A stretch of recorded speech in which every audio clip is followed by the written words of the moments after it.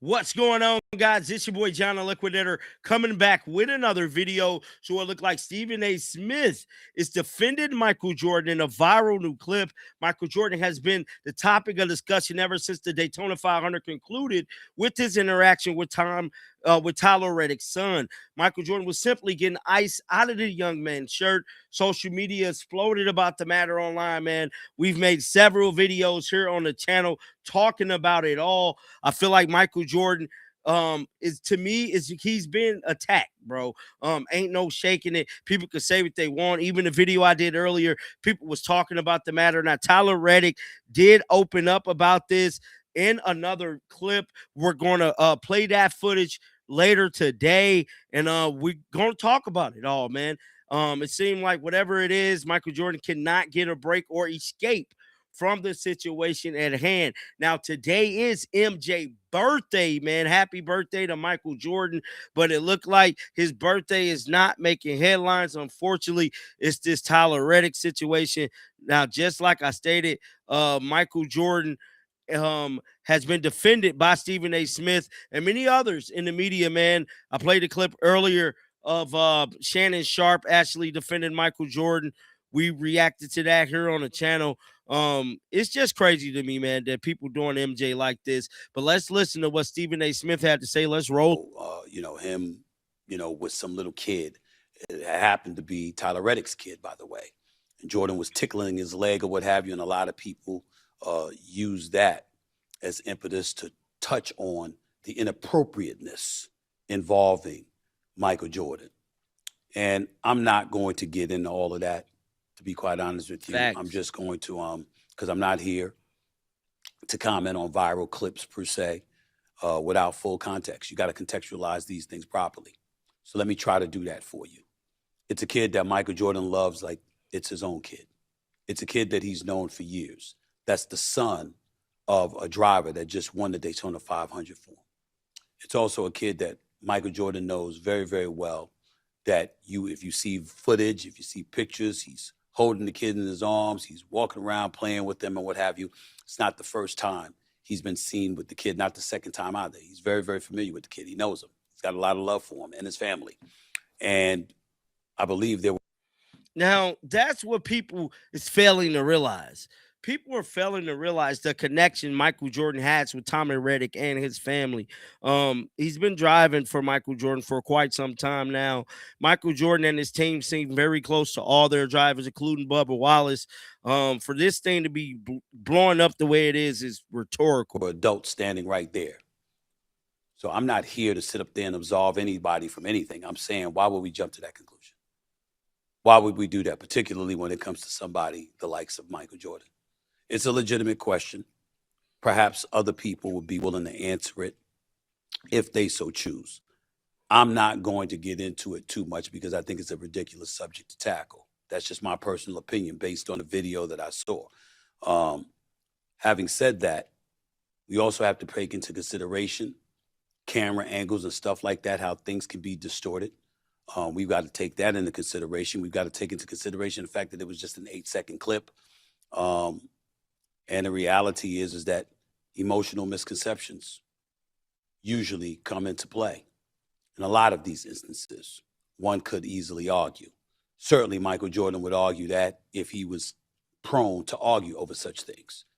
He's the kind of person that's not going to dignify certain things with a response to utter ridiculousness of it as something that he would just simply and summarily dismiss. And that's something that we have to take into consideration. But when we have to look at ourselves, I think it's important to say this. It's incredibly important to say this. There's nothing wrong with holding people accountable. We live in a day and age where it's very, very important to hold people accountable. It's pivotal, actually. But in the process of holding people accountable, it should be based on facts, not feelings. It should be based on what we know, not what we think. And unfortunately, the days and times that we're living in, that's not necessarily the case. One could easily say we should stop acting like a viral moment is a verdict when we should know better. But we know that we're not living in that day and age. And a lot of people are willing to convict one another in the court of public opinion. Call it algorithmic, amplification, call it, people jumping to conclusions because it's profitable for them to do so. Call it people just needing to have something to say and to finding a way to make sure their voice is heard. That's all cool because it's par for the course in today's day and age.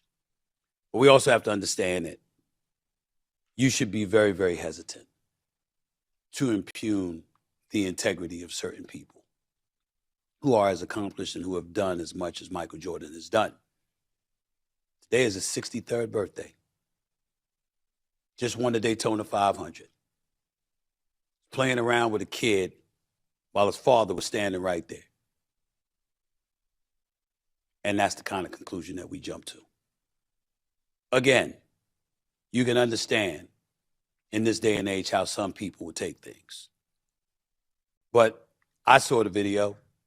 It's a non-story in my opinion, based on what I saw. If it was a story, I would have touched it more fervently, especially in the day and age that we're living in. But that's not what I saw. Do I know the man? Yes. Is he a friend? You're damn right he is. But this don't have anything to do with what I saw on video. And it doesn't have anything to do with the bigger message that I'm trying to articulate. And that is a rush to judgment with enjoyment attached to it. Because anything that creates clicks, that ultimately impugns the integrity of individuals, is something that we don't have a hesitancy to do in this day and age. I may not know about it off of an incident like this, but I certainly have been targeted on many, many occasions, and I have no doubt that I will be in the future. All I'm asking us to think about is our own humanity and how fair that is. Not just because of the individual, but also because of what he's accomplished, what he just pulled off, how it's an incredible reason to celebrate it today, which is Black History Month, which, by the way, is also happening on his birthday, his 63rd birthday. Just thought I'd mention that. A lot of people are going to ignore it, or a lot of people are going to go overboard with it. I'm doing neither. I'm simply making the point. Let's work to contextualize stuff properly. And I think I'm qualified to say that because on many, many occasions when I could have gone straight nuclear on certain individuals because of things that they've said, BS that they've spewed, I've refrained because it's not always the best call to make. That was Stephen A. Smith giving his thoughts on the Michael Jordan situation. I want to know you guys' thoughts down in the comment section.